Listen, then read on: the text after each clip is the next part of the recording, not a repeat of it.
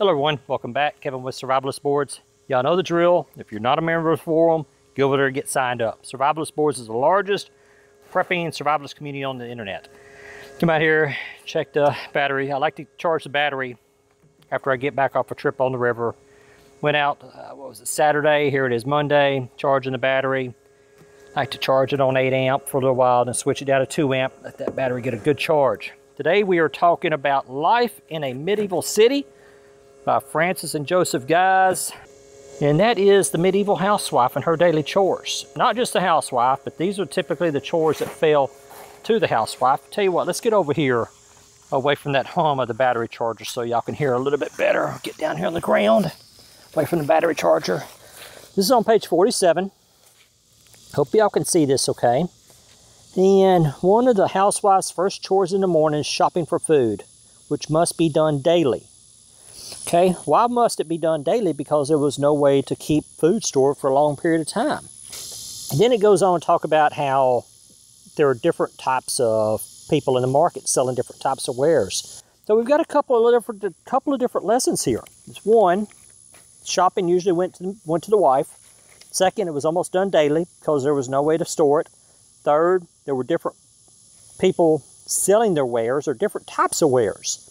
So how do we think, like the chickens and the ducks, how do we think the chickens and the ducks got from the farmers to the market? And along with rabbits and hares, fowl. So how do we think that the chickens, ducks, pepper, salt got from the fields to the market? Based on the medieval market examples, I can see rural areas developing a network of cooperative farms. And we talked about this earlier, this in another video. We talked about people bugging out of the cities, going to a friend's farm, helping them work the farm. But once you have the produce, or once you have excessive produce, what do you do with it? Well, you sell it, you make money off of it, you barter with it, you trade with it. So eventually, what I see happening would be people who have wagons, buggies, some form of transportation of where they could get together, cooperative agreements. It's like you've got 3 or 4 people that have a horse and a buggy, horse and a wagon, okay. Well, they're going to divide up these plots, kind of like a mailman. They're going to divide up these routes and say, okay, well, I'm going to start early in the morning.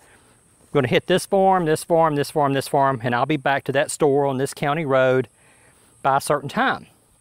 Then the farmer, whenever the guy arrives with the buggy, said, okay, well, I may not have a crop tomorrow because my peppers aren't ready yet or my corn's not ready yet. I've got a couple more days on my squash. But here, take these bullfrogs that I caught in the creek yesterday. Take these, they're still alive, take them to market, see what you can sell for them. I've got caught 6 big, nice bullfrogs in the creek yesterday, or off on a remote pond or pond close to the farm. And here, take these to market with you, see what you get for them, and they'd write it down. Farmer John Brown, 3 bullfrogs. Okay, both initial it. The guy with the buggy would initial it, the farmer would initial it, and date it. And then so, guy would take those 3 bullfrogs to market along with everybody else's produce. And then they'd go and they'd sell it to the guy who has that part of the market. Okay, well, you deal mainly in meat. Well, look, I've got some fresh bullfrogs here, just caught, still alive. Do you want them? Like, yeah, I'll take them. Well, what are you going to give them? What are you going to give me for them? Well, I'll give you 6 rounds of 30-06. Okay, well, here, take these 6 rounds of 30-06 as payment for the bullfrogs. So the guy gets back to the farmer that gave him the bullfrogs. Well, what'd you get? The guy at the market gave me 6 rounds of 30-06. Okay. Well, I tell you what, you take 2 rounds, the merchant takes 2 rounds, and the farmer takes 4 rounds, or 50-50, whatever they agree on. Or I've got some seeds here.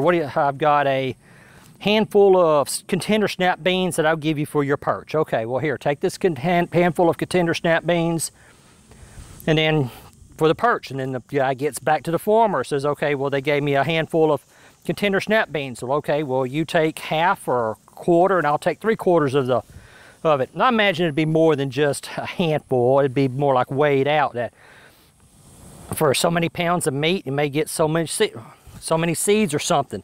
And so that's the kind of thing that I envision after a long-term, like bubonic, medieval outbreak of a new plague, society collapses. That's the kind of system I see coming up. Because these people in the rural areas will be good for a couple of years. That's what I would see happening, is that after this long-term collapse, based on the medieval market system from Francis and Joseph Guy's Life in a Medieval City, you'll have the farmers, cooperative farmers that we talked about in another video, people that bug out of the city, help the farmer. Then the cooperative farmers would then sell their products to a merchant or a consignment. Then a merchant take it to a city or a small town. Then the people buy it, trade for it. Then the merchant take the money or the goods back to the farmer. Then it'd be a trickle-down effect that everybody would get a portion of whatever they made off the products. Even the people that bugged out and was helping with the rural farm would get something. I mean, they would get something for their labor. 6 rounds of 30-30 for something. So merchant brings back the 6 rounds of 30-30 or 30-06. Okay, well, merchant, you take 2 rounds for your trouble. We'll take 4 rounds. Then out of 4 rounds, I'll give 2 rounds to the people that helped grow the food. Then I'll take 2 rounds. Say, well, what are you going to do with 2 rounds of 30-30 or 30-06? Well, all you need is 1 round for a deer, or 2 rounds. I mean, if it stands back up, shoot it again. It's that bartering and managing the renewable resources for other resources. It's that even dried okra. You take that dried okra, that dried corn, and send it to market. Okay, I've got a whole bunch of dried okra here that the seeds are ready for next year. So you send those corn. Send that corn to market, or you send that okra to market. Tomato seeds, contender snap beans to market. And it's like, okay, well, I've got some seeds here that we've let dry in the field and they're ready to be planted next year, and so people would barter for those. All right, guys and gals, that's it for now. Hope y'all enjoyed the video. Let me know what you think. Do you like seeing the examples from the history books? Whenever we did the cooperative farm, we just talked about the book, but we did not open it up and show an exact example. I just did it off memory. So let me know what you think about opening up the book, showing an exact example of what I'm talking about, and then, or the exact example of the topic of the video, then we talking about that topic. All right, guys and gals, I will talk to y'all later.